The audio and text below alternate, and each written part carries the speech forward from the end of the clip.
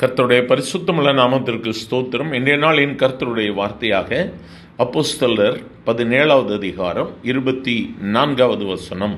உலகத்தையும் அதிலுள்ள யாவற்றையும் உண்டாக்கின தேவனானவர் வானத்திற்கும் பூமிக்கும் ஆண்டவராயிருக்கிறபடியால் கைகளினால் கட்டப்பட்ட கோவில்களில் அவர் வாசம் பண்ணுகிறதில்லை. எனக்கு அருமையானோர்களே, கர்த்தர் எந்த இடத்திலே வாசம் பண்ணுகிறார்? மனிதர்களால் கட்டப்பட்ட ஆலயங்களில் அல்லது கோவில்களில் அல்ல, அவர் நம்முடைய இருதயங்களில் வாசம் பண்ணுகிறார். அவரை நாம் எந்த இடத்தில் ஸ்தோத்தரித்து துதிக்க ஆரம்பிக்கிறோமோ அவர் அந்த இடங்களிலெல்லாம் வந்து அவர் தம்முடைய பிரசன்னத்தை வெளிப்படுத்துகிறவராக இருக்கிறார். ஆகவே ஆண்டவரை ஸ்தோத்தரித்து துதிக்க வேண்டும் என்பதற்காக நம்மை உண்டாக்கின நம்முடைய தெய்வத்தை ஆராதிக்க வேண்டும் என்று சொல்லி அதற்காக நாம் ஒரு இடத்திற்கு சென்று அந்த இடத்திலே நின்று அல்லது அதற்காக பலவிதமான காரியங்களை செய்து அந்த இடத்திற்கு செல்ல வேண்டும் என்பது அல்ல. அதற்கு மாறாக நாம் எந்த இடத்தில் அவரை நோக்கி கூப்பிடுகிறோமோ அந்த இடங்களில் அவர் நம்மத்திலே வருகிறவராயிருக்கிறார்.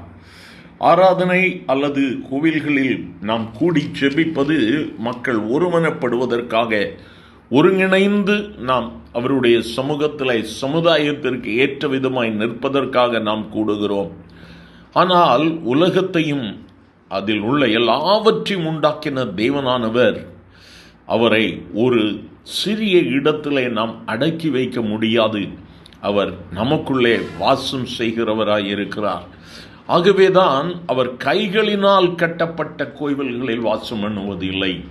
அவர் மனிதனால் உருவாக்கப்பட்ட இடத்தில் அல்ல, தேவனால் உருவாக்கப்பட்ட மனிதனுக்குள்ளாக அவர் வாசம் பண்ணுகிறவராய் இருக்கிறார். எனக்கு அருமையான தெய்வ பிள்ளையே, இந்த வார்த்தைகளை கேட்கிற உன்னுடைய இருதயத்தில், என்னுடைய இருதயத்திலே அவர் வாசம் பண்ணுகிறவராய் இருக்கிறார். நம்முடைய இருதயம்தான் அவருடைய ஆலயம். இந்த ஆலயத்தை நாம் பரிசுத்தமாய் பாதுகாத்து கொள்ளும் பொழுது தேவன் நமக்குள்ளாக வாசம் பண்ண ஆரம்பிப்பார்.